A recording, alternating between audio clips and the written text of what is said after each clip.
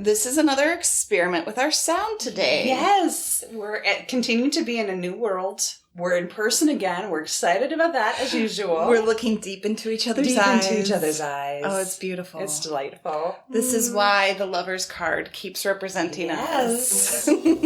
Welcome to Shit My Soul Says, a podcast about all things woo. I'm Jillian. And I'm Rosalie, and we are obsessed with anything having to do with alternative spirituality. And we want to share our obsession with you, because woo is fun, but it's more fun with friends. I'm a reincarnation coach and energy worker. And I'm a practicing witch, so we've been around the woo block a time or two. Mm-hmm.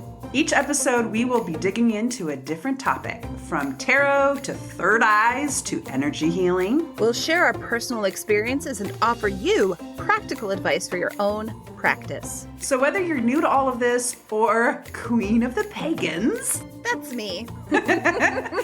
Everybody is welcome. No witch card needed. This is inclusive woo. We just want to laugh with you, learn with you, and talk about some woo shit with you. So let's do that. Let's talk about Shit My Soul Says. Let's do our weekly woo. Our weekly woo. Jillian, why don't you tell our listeners what the weekly woo is? I'm so glad you asked.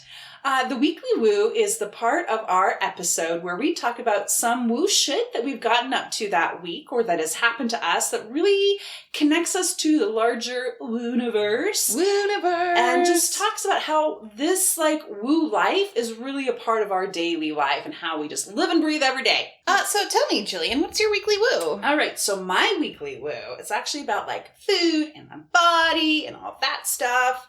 I feel like I've been getting messages from my body and also just from spirit or I don't know what, but I've been getting messages for 6 months to a year that I need to start kind of going more meatless. Mm. And not that I'm going to be a vegan, but it's getting prompted to kind of be vegan-ish. Okay, so something that I find absolutely fascinating is that I've been feeling so much more like meat is not the right thing for me to be constantly eating. Interesting. We're both on the same kind of, and it's occasionally that's fine. Yeah. Well, and alongside that, I've also started reading this book called Healthy Body at Every Size, which has been fascinating. Because, I grew up in a diet mentality with my mother, and this book is very much more about intuitive eating and talks about, when you diet, not only, are they not successful and you gain the weight back, but you're training your body that you're going through a state of famine. Yep. So you actually get fatter from dieting. So one of the things it talks about, okay, eat whatever you want, but eat without any distractions like television or right? And really just savor the food so that you're listening to your own internal cues in your own body. And for whatever reason, that always has terrified me to just eat my food. I don't know why, but I have this block about it. And I was just yeah, I know I'm supposed to do that. Well, there have been studies that have been done that have shown that when you are watching a movie or something, when you're eating, your body doesn't absorb as much nutrients. What? Yes. She has research in the book, so I believe it. So I'm crap, I actually have to focus. But then it's also what is this past life issue that I've got about not wanting to be present with my food? I hate having a lot of food in my refrigerator because it stresses me out. There's something about it. I don't know. I've got issues with food, but it's a little different than other people normally have. People usually have food scarcity issues. Right. And mine is I'm totally terrified of food rotting. Right. Or being wasted. Anyway. So as part of that, I signed up for, and this is not a paid for promotion, signed up for Daily Harvest. I started 2 weeks ago because with my new job, I need something God, I sound like a commercial. Cute commercial. And with my new job, I'm just so busy all of the time that I need instant meals. And I just loved that Daily Harvest is vegan, it's gluten-free, it's pretty tasty. Put it in your freezer too. And I don't have to worry about going bad. That's the other great thing about it. It's in my freezer. It's not going bad. And then I take it out and I cook it. I think it's really important that you just listen to your body. There's no one diet for everybody. Right. Right? Well, and I would also just like to add and love your body how it is. Absolutely. Yes. Right? That's the other thing that's amazing about this book, is it's talking about the health stuff. We've been fed a whole bunch of health bullshit about being fat, that being fat is deadly. But it isn't, actually. And that's one of the things I knew from working in cardiac surgery. Overweight people did better post-cardiac surgery than thinner people. I did not know that. So we've got all of this bullshit that's been out there, and I feel like it's time to really learn the truth. Yeah. It's not about your love handles, but it's about, like, how you feel in your body. You can feel great in your body in any size. So absolutely. That's my woo. I mean, it's like very physical, but also part of that whole woo thing is just that message I'm getting, listening to the body, listening to the universe. And I do wonder, as far as that like meatless thing, like a lot of spiritual traditions are all about not eating meat. So I'm also kind of wondering, is that part of why I'm being prompted not to eat so much meat, as some sort of a spiritual... Anyway, so it's my weekly woo. What about you, Rosalie? My weekly woo is, so we record a couple of weeks in advance of when our shows get released. Tomorrow is the summer solstice. Yes, it is! Yay! And I'm just really looking forward to introducing my child to this concept of the summer solstice. He's finally at an age where I feel like he can begin to get it. And so I'm just really looking forward to spending some time outside with him. And it's also Father's Day, so, you know, my husband gets to participate. Or not, depending on what he wants to do. Yes. And yeah, so it's not a big weekly woo. It's just me being really excited. That's good. About sharing with my kid. I'm excited for you. Thank you. Okay, so speaking of summer solstice, let's talk about our topic. It's paganism. Because we've been referencing paganism in so many of our episodes, because it's a story that Rosalie and I both share in our woo background. Exactly. And I'm like, well, hang on. We got to talk about paganism, because a lot of people don't know anything about it. Right. Or have very weird ideas about what it is. Exactly. And there's an assumption that I have a tendency to make, which is totally not the right assumption to make, which is like, okay, well, I'm pagan and I'm woo, so then all the other woo people are also pagan. That is not true. Not true. Not at all. I know that some of our loyal listeners are Christian and probably other religions. Yeah. It's just that I happen to know. I know some that are Buddhists. Right. So all sorts and spectrums. Yeah. I'm sure we have Hindus as well. We have a lot of people who listen to us in India. A lot of India people. Shout out to India. Shout out to India. Thanks for listening. We love you. Hopefully someday we'll be able to come visit. That would be nice. So, do you identify as pagan? I don't identify as pagan, actually. You know, one of the things I think you said earlier was like pagan adjacent. Yeah. And I think that is how it's part of my story. Mm-hmm. And I feel like I've incorporated pagan elements into myself and into my life. But I think as I got into paganism, when I was Wicca specifically, and we'll go into the difference later on, I just felt, you know, as much as I like following rules, I like following my rules. Sure. But sometimes when there's like a lot of structure, particularly around religion, I get a little turned off. And at the time, a lot of the stuff that I was reading was like, you have to celebrate every new moon and you have to do this. And I'm like, do I? Because if I do, I don't want to do this. Yeah. Like, I just want to kind of be lazy about it. So there you go. Yeah, so I think that I've got like ingredients. Sure. It's in my spirituality mixture. I have pagan ingredients. Okay. I guess one of the things, I identify as pagan. Yes. Okay. We'll get into more detail, but I think it's important for us to talk about what paganism is. Yes. And I'm really curious because you are pagan adjacent. What would you say the definition of paganism is? Yeah, so this might not be the right definition, but if there is a right definition. But for me, paganism is about earth-based religions where you're really focusing on, and this isn't the truth, all of them don't qualify for this, but this is how it is for me. There's all my disclaimers. Is for me, it's about being in tune with the earth and earth-based like religions, the season, like the nature actually of like earth. Mm. So for me, paganism, my view of paganism represents this earth-based spirituality, the spirituality I have while in physical form versus like my soul spirituality, which is more aligned with like the reincarnation. Oh, interesting. Yeah. Because it's about me being here on the planet and recognizing the turning of the seasons and the life within nature, the spirits within the plants, all of that. That's fascinating. That's my little world. Well, so my definition, and this is what I've read. This is not like, hey, I have decided that this is my definition of paganism.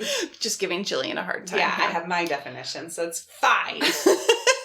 But I've always viewed paganism as really just polytheistic religion, where you have multiple different deities and or spirits.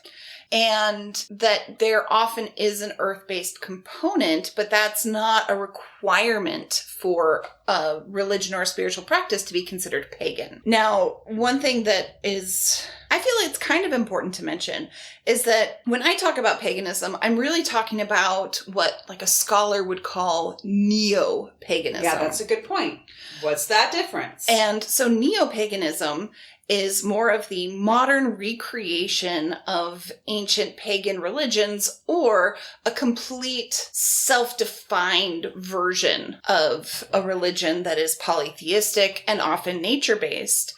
And like, for instance, Hinduism, having spoken to a Hindu once about this, she said that, yes, she considers Hinduism to be pagan. That's one of the questions that I looked up in Quora, is Hinduism pagan? What did it say? I didn't read it. I just saw the title. So this one Hindu woman, almost 20 years ago, told me that she did consider Hinduism to be a pagan religion. I would not consider it to be a neo-pagan religion because it is ancient. Yes. And it's the continuation of an actual ancient religion. Yes. There are people who would claim that their version of paganism has been given to them from their family members and it's passed down in their like 35th generation or whatever. But that's their story and that's not mine. So you're not going to tell it. That's right.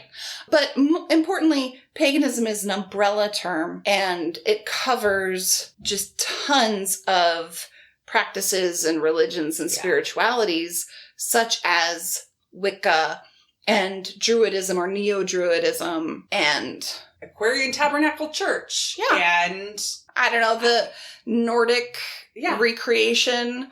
There's Egypt recreation. There's everything. Right.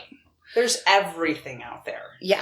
And, there's Dianic Wicca, which is very specifically just women. Mm-hmm. And there's Gardnerian Wicca, which is this really like rigid, structured, ritualistic, hierarchical religion. So there's lots and lots and lots of different paganisms. But what is Wicca? Wicca is a pagan religion. Yes. And I'm going to tell you. Tell me. I'm real bad at knowing exactly what Wicca is. All I know is I'm not Wiccan. Why do you know that you're not Wiccan? Because I researched it a long time ago. And you're like, that's not me. I was like, that's not me. And I have a crap memory. Oh, and see, Wicca was definitely the one that I was more in alignment with. Mm-hmm. But I'm not going to give a good definition either because I read it a long time ago. But for me, and a lot of Wiccans will disagree with me, I'm sure, but I think maybe that's where I particularly get that idea about earth-based. The idea about Wicca is that it is something that was, whether true or not, the concept is that it is something that kind of got carried forward from earlier times. I don't know if ancient, but earlier times. It's very goddess-centered, god and goddess-centered. Mm-hmm. And there are circles, there are certain sorts of things that tend to be in most Wicca traditions. There's, raising energy and that sort of stuff as well that, maybe not all pagans do, but as far as like doing spells and that sort of thing. And yeah. I mean, I think I'm definitely Wicca adjacent. Yeah, I think you are. Where I do like to do my rituals in a particular order. I like to cast a circle. I like to call on the elements. I then like to invite deity into the circle. I usually prefer to have a god and a goddess, although, if it's just me, I'll just do a goddess. Typically, sometimes that's not the proper thing for whatever I'm doing. And then I'll do my ritual or my spell, and then I thank everything and dispel all of it. And there is definitely a ritualistic process for me because that's what I learned. Yeah. And so it was like, okay, well, this is just what works for me because I've done it so many times. I don't believe that that's the only way to do it. Of course. Properly. You say of course, but there are lots of people who do think that way. That's true. But that's not I say of course because do your woo. Do your woo. Absolutely. Yeah, we are not rigid in any of our beliefs, really. And I'll throw this in too about Wicca, is that it's often called witchcraft as well, which is a whole bundle of stuff. So that's something to kind of be aware of, that, you know, if you're thinking of witches as the ones that flew in brooms and hung out with Satan and got burned at the stake, that's not really what Wicca is about. No. No. But the other thing, too, is witchcraft doesn't necessarily mean Wiccan. Mm-hmm. So you can be a witch, but not a Wiccan. And you can be a Wiccan, but not a witch. There are people who would disagree with me. In fact, I was part of a very heated online debate about that exact topic. But to me, witchcraft is simply practicing magic. So I identify as a witch because I practice magic, and it's a spiritual practice. I feel like for me, that's an important component of it. Okay. So you can do magic without having any spirituality, without having any deities. True. There are traditions of magic that are designed that way. So for me, the power of the magic comes from deity. It comes from the earth. Earth and deity are interconnected in ways that are completely inextricable. So when I do magic, I'm pulling energy from the earth and the gods, and non-spiritual magic or non-religious magic either pulls from themselves or from power words and specific rituals and different kinds of incantations. And I don't know enough about it to really give a good explanation. Some people call that high magic, and the magic that I do, they call low magic. And that's just some terms. There are lots of terms. There are lots of terms. So one of the things that kind of occurred to me too is that normally when in this country, at least, when we think about religion, we're talking about organized religion, right? We're talking about the big organized structural religions. You've got Christianity, you've got Judaism, you've got Islam, etc. And paganism tends to be not an organized religion. Right? Even though it's like there's organization to it. Right. It's not considered a big organized religion. And because of that, because you don't have like one big official structure, there are so many different interpretations and there are so many different ways things show up. So it's really hard to do one episode about paganism and cover it all. Yeah. Because it's so nuanced. And as Rosalie pointed out, everybody has their own kind of interpretation because there's no book that says this is what it is and we all have to agree with this book because this book is the law. Right. And there's no higher organizing body. Yes. You know, we don't have a pope. Right. I might be queen of the pagans. You might be. But I don't actually have any power over other pagans. No. It's a completely ceremonial term. That's right. Yeah, that's a really excellent point you bring up. Yeah, because we're going to have a lot of those answers in this. Like, well, this is what I think, but somebody disagrees with me. I can guarantee you, everything that we've said so far, somebody disagrees with it. Yes, but I think that's true of every single episode that we have That's ever done. true. But I think paganism is like dialed it up. Yes. Yeah. Okay. All right. Being in the broom closet. Getting friendly with those brooms. I don't know why I took it there. Wow. Yeah, I did. I took it there. I need to get laid. Apparently. I hear there's some ghosts around. And some washcloths. Not here. Not here. They've exited this residence. They're like, watch out for that one. So yeah, I did want to bring up the concept of, quote, being in the broom closet. Yeah. Which is something that a lot of modern pagans have to deal with. Yes. And being in the broom closet is very similar to being in the closet if you're gay or bi or trans or any other identification. Yeah, exactly. So being in the broom closet is where you are someone who practices magic or practices any version of paganism, but you don't feel safe telling other people that you do that. That fear of being in danger could come from a lot of different things, whether that's family members disowning you or mocking you or hating you or thinking that you are evil. It can also come from your community. There are a lot of communities that are very closed-minded about religion and religious practices that aren't kind of the standard mainstream practices. And typically in the United States anyway, that's Christianity, just because that's the dominant cultural religion here. But it could be any religion that thinks that other religions are problematic. So that's just something I wanted to bring up, was that there are a lot of people who are in the broom closet. I am kind of selectively in the broom closet, where I don't wear, pentacles. That's a symbol that is frequently used by pagans. I don't wear pentacles around. I don't announce to the world that, yes, I am pagan. If you walk into my house and look around and really pay attention, you could figure it out. Based on my literature and my decorations and the broom above my door. But there are just people that I haven't explicitly told. So if they said, what is your religion or what are your beliefs? I would tell them. But until they do, you don't say anything. I don't say anything about it. So I remember when I was young, and I was probably 14 or 15 when I was getting into Wicca, and I was all about it, and I was so excited. And, I talk about everything. I don't have a privacy filter. And, I told my mom about it, right? Because, and she was just like, whatever, because she did weird stuff and I was weird. And so she just dealt with it. But we were getting together with one of her friends, and her friend was asking me, how was I and everything? And I wanted to share about this. Right. And she got up to go get some lemonade or something.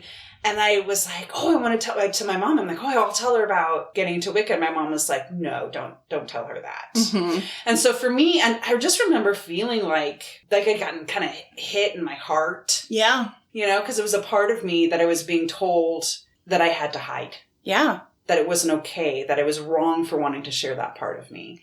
And it really sucked. And it shaped me, because then I was like, this is something that I can't talk about to people. Yeah. So that sucks. Yeah, that does suck. It's just a crappy situation. Yeah. And I don't know how to fix it. I don't quite either. Frankly. Yeah. I think for me, I always feel like the more voices you have that can speak up about who they are, the more people get more acceptance and tolerance. I mean, the one you said earlier, you're talking about LGBTQ, the more people that have come out, the more it's been normalized in society and accepted in society. And instead of he's queer. I remember when I was a kid. Now it's just not even anything that's, at least in my circle. In my circle, it's not even something that's kind of really notable. Right. It's of course, there's all sorts of different identities, sexual identities. Yeah. Something else is that just because being in the broom closet is something that has been used for pagans, it doesn't mean that people don't feel that same way if they are woo or woo curious. Absolutely. Very true. And so you don't have to be a practitioner of a spirituality that's pagan, or you don't have to be a religious person who's pagan. There are a lot of people who are like, oh my gosh, I can't be open about this part of myself because I'm opening myself up to ridicule, judgment. Yeah. Fear. Exclusion. Yeah. Sometimes even maybe your job, it could cost you your job depending on the kind of environment you're in. Right. And, I know people who are very progressive and whose friends and family are very progressive, and they don't want to tell other people about their woo feelings, their woo thoughts, because they don't want to be told, you're an idiot. Yeah, exactly. And so that's something it's hard. Well, particularly when it's your belief, right? Yeah. That's the hard part. I've mentioned before, my brother doesn't share, and it gets uncomfortable when I talk about things. And because it's so much a part of who you are, your belief system, it is hard when people think that you're stupid, Right. Right? Because it hurts you, like it's deeper. Right. It's more than just like, yeah, you're stupid for liking, Coldplay. Yeah. I don't know why Coldplay was the first thing that popped into my I was going to say head. Jamocha Almond Fudge ice cream, and I don't know why I wanted to say that. Apparently I'm food focused this morning. I don't think anyone would think you were stupid for liking Jamocha Almond Fudge. Thank you. That's also why I hesitated, because that's not a stupid thing to like at all. And I want some right now. Oh, so I just want to tell you a little story about being in the broom closet. When I was in college, I was very not in the broom closet. I was like pentacle person. Yes. I was like the campus pagan. Yeah. One of a couple, right? It was like, oh, you've got questions about paganism? Come talk to me. Oh, you want a multi-faith panel about Jesus? Why, yes, I will talk about how I think Jesus is a witch. Thank you very much. That must have gone over well. I was very respectful. Oh, good. And anyway, my college roommate, who was, and she still is, gay, and I decided to go on a road trip for spring break. And we went down to North Carolina, which was as far away as we were willing to drive from Boston for spring break. But we wanted to go south so we could have some like nice, quote, warm weather. It was not. But you had dreams. We had dreams and we had fun. And we looked up weird things to do. And we ended up going to this really small town to go to a really weird museum that was just created because there was a woman who was a hoarder in the town and she died and they made a museum out of all of her hoarding stuff. That's amazing. Yeah. And that's what we thought. We're like, yeah, we got to do this. It's going to be really fun. And so we went to this tiny town in the middle of North Carolina, like not near any major metropolitan areas. And, I kind of looked around when we parked and I was like, roommate, do not take the Lord's name in vain while we're here. It felt very like this is a place where they would murder us for being who we were. It felt very, very uncomfortable. So like I had my pentacle necklace and I put it in my bag, like deep in my bag so it wouldn't accidentally like fall out if I was getting my wallet out or something. And she had some rainbow stuff on and she took that off so that we weren't in a situation where we could be harmed in this town that nobody knew where we were. And that felt very, very scary. Interesting. And part of it was like the energy of the town. Yeah. Part of it was like... It was like Footloose, that town. I don't like that movie. I don't remember anything about it. I don't really either. I just remember it was a town you couldn't dance. I mean, it was the sort of town where like Confederate flags were hanging. Okay. There were like racial slurs spray painted on abandoned buildings. Well, and that's the thing that I thought about, like, that's our privilege, right? That you can take it off. Mm-hmm. Right? But you were still white. Like, that's you right. can't take off I think it's important. It is important to point out that, like, hey, yeah, I can take off my religious symbols. You can't take off your skin. No. Not live. If you do live, it'd be really uncomfortable. It'd be really uncomfortable. Ouch. Yeah. So, yeah, that was my kind of, in the broom closet story, where it was the first time that I had really felt... Vulnerable or... Yeah. Vulnerable because of this spiritual practice of mine that didn't feel like a choice. Yeah. And it has never felt like a choice. It has always felt like, oh, this is part of who I am. Yeah. I couldn't just turn it off and become a Christian tomorrow. Yeah. I tried being Christian when I was younger. It did not work. Didn't stick. I tried to. I tried being Greek Orthodox as we went through. So one thing too, let's talk about, you've referenced a pentacle a couple of times. Yeah. So, because I think that's something you and I are like, oh yeah, pentacles, we understand what the pentacle is and what it means. Right. But a lot of people out there associate the pentacle with Satanism. So talk a little bit about, like, what the pentacle is and why is it a symbol? Right. And why is it not satanic? Yeah. Well, so a pentacle is a 5-pointed star in a circle. And typically the star is open. Versus like a closed star in the circle, because that's like a sheriff badge. I don't know. And it's a 5-pointed star because there are 4 elements in a lot of pagan religions, which is earth, air, fire, and water. And then there's the fifth element, which is kind of a special thing, which is spirit. Spirit. And so spirit would be at the top. That would be represented by the top point of the star. And so that's really just a symbol that shows that there are kind of 5 elements and that you're into sort of the natural world. Mm-hmm. Interestingly enough, in Chinese medicine, there are 5 elements that are not the same as the elements from paganism or witchcraft. There's also, unfortunately, the same symbol has been used to represent Satanism. I don't know the history of that, but typically it's an upside down or reversed pentacle. Yes. That's how you can tell the difference. Is the star pointing down or is the star pointing up? Right. If it's pointing down, it's about Satanism. If it's pointing up, it's about earth-based religions. Usually. Again, argue with everything. Right. They're going to be like teenagers who don't have any idea what they're talking about, who are going to be like, I'm going to spray a pentacle on... Yeah, it's true. It could also just be about heavy metal. Yeah.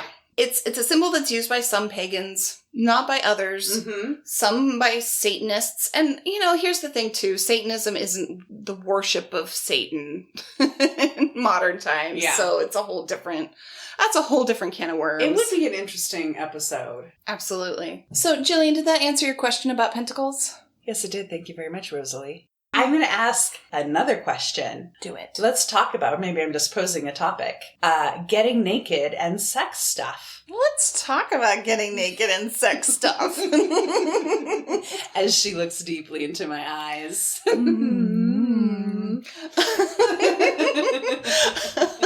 Because I think when you look into paganism and, associated religions, it's kind of interesting because there are some groups that do practice being naked, called moonclad.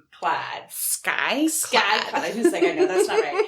Called skyclad, where they do the rituals totally naked. And I've also learned about ones where they actually practice sex magic, meaning this is my very bad little knowledge about it, but my understanding is that a man and a woman kind of embody the god and the goddess and have sex with each other as part of a ritual.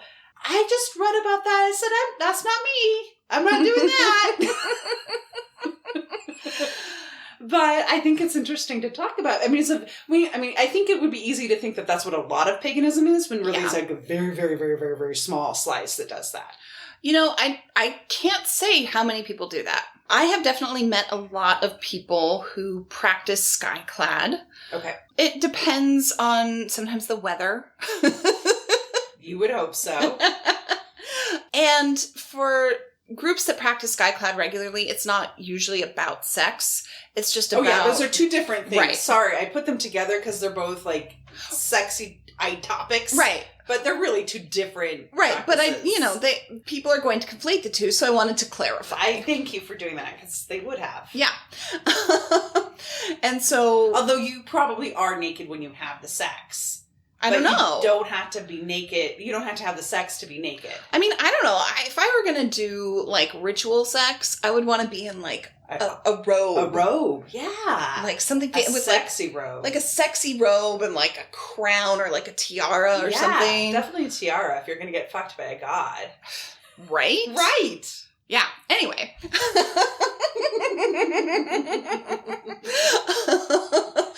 So, yeah, that's just a thing that every group is going to feel differently about. And do it or not. Just make sure that you're obeying laws. Don't get naked in front of somebody with the excuse of oh, this is my religion. Fuck you. Exactly. Make sure that other people are comfortable with your choice to get naked. Yeah. And then as far as sex goes, it's not just ritual sex that is really a thing in paganism. And what I mean is, at least with kind of the earth-based practices where you are honoring the changing of the seasons, a lot of those Sabbats or holidays are fertility-based. Yes. So, May 1st or Beltane. Beltane! That is the sex holiday. And you can, if you pay attention next Beltane, if you hang out with people, there's some energy happening. There really is. There's some sexy, and I had a whole little love we didn't have sex, but, all that energy was there, and we were all hanging out with each other. Totally. And there were, in theory, I don't know the actual history, but people claim that there were ancient peoples who would have sex outside in order to help promote the fertility of the fields. Yeah. And like even including the Romans. Yeah. Saturnalia. That's right.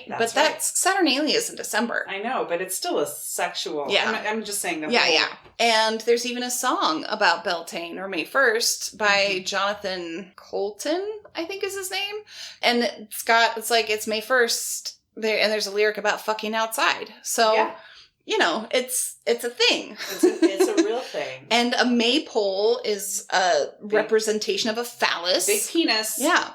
And so a lot of people who identify as pagan, or woo too, not everybody, but they're a lot more open about sexuality. To my knowledge, there aren't any pagan traditions. There might be, but there aren't any pagan traditions that are like sex is bad, or sex before marriage is bad, or sex for a reason other than procreation is bad. Yeah. It's very much embracing our natural state ourselves. Exactly, because sex is part of being a human. It's part of the earth cycle. Sex is part of being a sexual animal, like any animal that that reproduces sexually. Yeah, exactly. It's why we exist. It is why we exist. It is quite why we literally. Exist, literally. And so that can be very uncomfortable for people who did grow up in traditions or cultures where sex is much more firmly policed, or where women are considered property, or where if they've had sex before marriage, they're used or they're not good. Yeah. You know, so there are those patriarchal concepts are still alive and well. Absolutely. In the United States and all over the world. Yes. And one of the things about paganism is that it's like, fuck that. Yeah. I'm not going to let the patriarchy put me down. Because it is very much a patriarchal Yeah, it is. It's the idea. It absolutely is. And we can get into that. But it's essentially the concept is, because it's usually about women having lots of sex, not men. Yep. And it's very much about that idea that if a woman belongs to a man, he doesn't want to be raising somebody else's child. That's kind of basically what it comes down to. Right. Which, of course, is ridiculous because not all sex is about procreation. Thank you. But there are also still religions and, like, sects that believe that sex should be about procreation and nothing else. Yeah. Well, if that was the case, we wouldn't have orgasms. Right? Thank you. Or at least we wouldn't have orgasms. Certainly for women, we wouldn't have orgasms in our non-fertile time period. Right? We can have orgasms when we're bleeding. We can have orgasms whenever. Whenever. Thank goodness. Yeah. And if it was just about procreation, we probably would only have it when we're fertile. Or not at all. But we are a lot hornier when we're fertile. Okay. But here's the thing I want to say about all of this as well, sex in paganism, is I really feel important, like, if you're involved in a group that is embracing of sex, whatever way, whether that's like a Beltane, just everybody go out and have sex in nature that you feel like, or as part of a ritual or whatever, if you don't feel comfortable, like never feel like, oh, this is my belief system and they're saying that this is what it's supposed to be and I'm supposed to be doing this and so I should go along with it. Even like, don't go along with it. It doesn't have to be like, you don't even have to feel like, no, I don't want to do this. If you just feel like slightly like this doesn't feel like something I'm excited about, you should always feel excited about sex. Yes. That's my rule. I think that's a great rule. I agree 100%. I've never been in a situation where a group of pagans was trying to, pressure me into sex. I've never had sex in like a spiritual pagan context because I've only slept with one person who was pagan and that lasted like 2 months. Okay. It wasn't during Beltane. Although he did try to reach out to me on Beltane. It was like, that's a pagan booty call. Yeah. That's a pagan booty call. Somebody texts you on Beltane and says, "Happy Beltane! How's it going?" Yeah, that's a pagan booty call. That might be the title right there. I love that. Pagan booty call. Beltane is a pagan booty call. Yeah, totally. That should be a shirt at the very least. I love it. Okay, well, we're talking about Beltane, and I know that we've talked about it in previous episodes about the Wheel of the Year, but we haven't talked about that in the pagan episode. Oh my gosh. What is Beltane? What is that? Like, what's the holidays? Well, so the holidays, sometimes called the Sabbats or Sabbats, depending on who's pronouncing them, they're spaced out throughout the year. So there's 8 major Sabbats, and that would be the summer solstice, the fall equinox, the winter solstice, and the spring equinox. And so those are obvious, like, that is a celestial thing. Yeah, the day's the longest, the day's the shortest, the day's the midpoint. Yeah. And so anybody who can figure out astronomy at its basic, which ancient peoples did all the time, they knew about those dates. Yeah, this is ingrained in a lot of historical cultures. Yeah. And then there's the cross quarters, which in modern paganism and in the traditions that I've experienced, which are the midpoints between each of those solar events. Solar events. And those would be Beltane, which is May 1st, and Lunasa. I knew what it was, but I wasn't going to pronounce it. Is Lunasa? Yeah, it's August 1st. Yeah, Lunasa on August 1st. And Samhain? Samhain, only the most famous. Yes, also known as Samhain, if you're reading it. No, it's not. But it looks like Samhain. That's what it looks like. Yeah, it looks like Samhain. Also known as Halloween. Yes. And then Imbolc, which is February 1st. February 1st. Ish. I always celebrated on February 2nd, but yeah, each day can switch by so that's why you should be like Samhain in 2021. Well, Samhain's always like October 31st, but like Imbolc in 2022. Right. It's up to you how you practice that. I always feel like practicing it on May 1st and August 1st and that's my thing too. And for me, it's February 2nd. For you, it's February 1st. That's fine. Yeah. Because do your woo. That's right. So that's the piece that's my ingredients. That's my biggest ingredients when I talked about having pagan ingredients. It's the Wheel of the Year, because I really like the idea of being in sync with nature, and that each of these points, when we were in an earth-oriented society where we were farming, those points were very important for the harvest, right? And for like February 1st, Imbolc, that was very much about that's when you shear the lambs, and that's when you're getting dairy. So that's often what that holiday can be about. And it's also about, the very early states of spring. So it's this beginning and renewal. Right. Whereas August 1st was very much about the harvest, right? And so I just love that there are all these points of the year that really kind of represent these cycles we go through, not only through the year, but in our lives. There are time periods where we need to go into the darkness, like winter solstice, and have that time of rest. And then there are times that we need to go through the summer solstice and have that time of celebration and really jubilantly enjoying ourselves.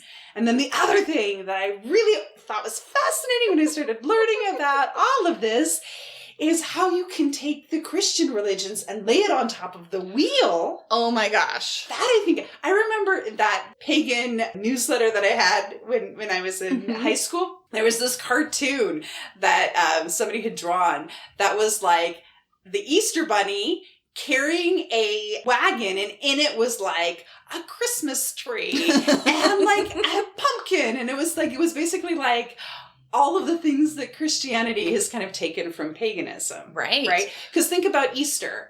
I'm on my train right now. Yep. So think about Easter. Well, first of all, that even the name Easter is related to Eostar, which is also pagan based. What is Easter about? In the Christian religion, Easter is about Jesus was killed on the cross and he rose from the dead. What the fuck does that have to do with bunny and eggs? Nothing. But guess what bunny and eggs do have to do with? Fertility. Right. Which is very much about rebirth. It's about the rebirth of the spring, right? So nature coming back and greenery and flowers. It's rebirth. Yes. And after the death of winter. Yes. And that's the thing too, is that, Christians were smart. they would come into these places that were like when they came to the UK, well, whatever it was known as then, but like it was a pagan place. Mm-hmm. And they said, okay, or even Northern Europe, how can we help people come? And I saw this when I was in Peru as well. They did a very similar sorts of things. We look at the current state. How can we bring this current population into Christianity? Let's take some of their celebrations and map it to Christian celebrations. Exactly. So there really isn't anything. Actually, if you look at it, Jesus was probably born in April and not in December. But in December was when there was already a practice of celebrating the death of the god. Right. Right? Who then gets reborn Mm-hmm. at Easter time period. Yeah. So it all overlaid. So Christmas trees, that's a pagan thing. Mm-hmm. There were no Christmas trees in Jerusalem. Right? So I don't know. I obviously get excited about it. But I just love it because for me, it means I can enjoy these Christian holidays like Christmas and Easter and whatever without having to feel like I'm being a fraud. Right. Because I'm not Christian. Well, and I mean, even some of the other ones, like Imbolc takes place on St. Bridget's Day. Or vice versa. Mm-hmm. And All Saints Day. All Saints Day or All Souls Day. It's November 1st. Exactly. Which is overlaid, right? Look at that. Mm-hmm. Overlaid, because particularly when you talk about Dia de los Muertos, Mm-hmm. right? Which is Catholic oriented. That's also about the death, right? Which is also what Samhain is about. Right, and honoring your ancestors. Honoring your ancestors. That's a big piece of it, and that is what Samhain is about. So, well, that's one of the things Samhain is about. It's one of the things. Anyway, it's fun to learn about all those things, I think. Sure is. I love it. And I will say this, just because Christianity in ancient times kind of co-opted pagan religious days and celebrations doesn't mean that they're any less valid for Christians as they are. Yes. I've heard some people who are like, no, well, Christians are, whatever because of they stole our holidays. But it's not that they stole our holidays. It's that they said, hey, we celebrate the same thing, so let's do it on the same day. I like that. Yeah. That's kind of a way to, yeah, exactly. Okay. So this is also about pagan fun. No, we don't have fun. Pagan fun. I don't even know if you know about this. Maybe you do. I hope you don't because I want to blow your mind. This is something that actually started in the Seattle area and it is called Spiral Scouts. I have heard of that. Oh, I wish you hadn't. I'm sorry. I know, I can't be surprised. But you know what? Other people don't know what the fuck I'm talking about. They sure don't. So there you go. All right, so it's pretty adorable that there is actually a pagan scouting group, right? And they started in Seattle and now they're all across the United States. And it was very much, I think, kind of a little bit of a reaction. Particularly at the time, there was a lot of focus in Christianity and Boy Scouts and Girl Scouts because it's definitely a part of it. And there wanted to be a group that was more focused on kind of earth-based religions, but they're also inclusive. You don't have to be pagan to be a part of them. No. But it is kind of about a little bit more connection to spirituality and nature. And you get badges, and that was the research I was doing. I was like, I need to know a little bit more about the badges. And I love it. There's a badge for each of the holidays of the Wheel of the Year. I love it. I loved it too. There's a little Beltane badge. And every holiday, there are things for kids to do. Absolutely. So anyway, I just really loved that. I hope that I could get my niece and nephew into, there's no Portland yet. I'm going to put you in charge of the Portland chapter. Oh, yeah, with all my free time. Well, it wouldn't be until your child was old enough to be a part of it. Well, we'll see. Put your husband in charge of it. Oh, God, no. He's not even pagan. Oh, well. You don't have to be pagan. He's just woo curious. Well, find somebody. Recruit somebody. I recruit you. Don't recruit me. I have no children. And I get over-recruited. I think it's a great option for kids to have something where they can have fun with magic and play and nature and like learn about like nature in more of a spiritual sense and not just a scientific sense. Absolutely. I love it. Well, we'll see. When my child is old enough, maybe. Yeah. Maybe. I'm bringing it up again. I could help you. I will help you. I won't run it. So that's one way that you can gather in groups. But it's kind of cool if you also that's circles. You get together as circles as a group. But as your individuals, you can have a hearth. So you don't have to have a whole troop. You can do a hearth. So it's something also similar for adults that not everybody can gather in groups. Rosalie, I bet you have some thoughts. Well, I mean, we have an entire episode about finding your woo community, your woo crew. And I would say, like, you do not have to have a coven, which is a dedicated group of people who practice a specific tradition together. You don't have to ever practice with another human being, right? Like, that's not part of what it is. It's, if you want to find community, listen to the Woo Crew episode, right? But if you want to just do it on your own, do it, right? There's nothing stopping you. Yeah. There's so many resources available now that were not around when I was learning. Yeah. There's books galore. You know, bookstores usually have a section dedicated to metaphysics and pagan religions. And there, you know, you can also look into finding a coven. That's sometimes more difficult because covens can be very insular. They can have a lot of hoops that you have to jump through in order to become part of the coven. And you usually have to know somebody in order to get in. But you could certainly ask for help from your guides, from deities, from ancestors, or whomever, if that's what you're really looking for. Yeah. But yeah, there's no reason why you can't practice by yourself. Yeah. That's the majority of what I have done. What is it called? It's called something. I don't know, solo practitioner? I feel like it's got a name. Maybe. Solitary witch. So now let's get into our audience question. Okay. We've got one. We kind of touched upon it a little bit, but I think it's important to talk about it explicitly. And that is, how is paganism different than Satan worship? Because we talked about that a little bit with the pentacle versus the pentagram. Right. Oh, and the pentagram is when it's upside down. Yes. Because I don't think we actually explicitly stated that. That's why I said pentagram in that way. I would say Satanism is a complicated topic. Yeah, it needs its own episode. Because there's modern Satanism, and then there's also the Christian notion of Satanism, which is somebody who actually worships the devil. Yeah.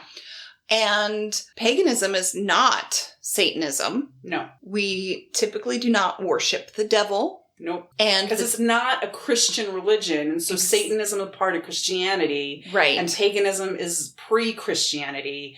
Except not necessarily neo-paganism, the concept of paganism, blah, blah, blah, blah, blah. I'm going to stop talking now. No, I think you were doing great. Thanks. But yeah, so it's not a Christian, it's just not Christian, so therefore it's not anti-Christian either. Right. Which is, Satanism is essentially anti-Christian. Yeah. And a lot of pagans don't believe in Satan at all, or the concept of hell, or the concept of angels, and Lucifer was a fallen angel, you know? So, I mean, it's totally irrelevant. It is irrelevant to the majority of pagans. Yes. And I will say the majority and not all, because there's exceptions to every rule. Yep. So. Somebody out there is going to argue with us about it. So fine, you win. And you lose.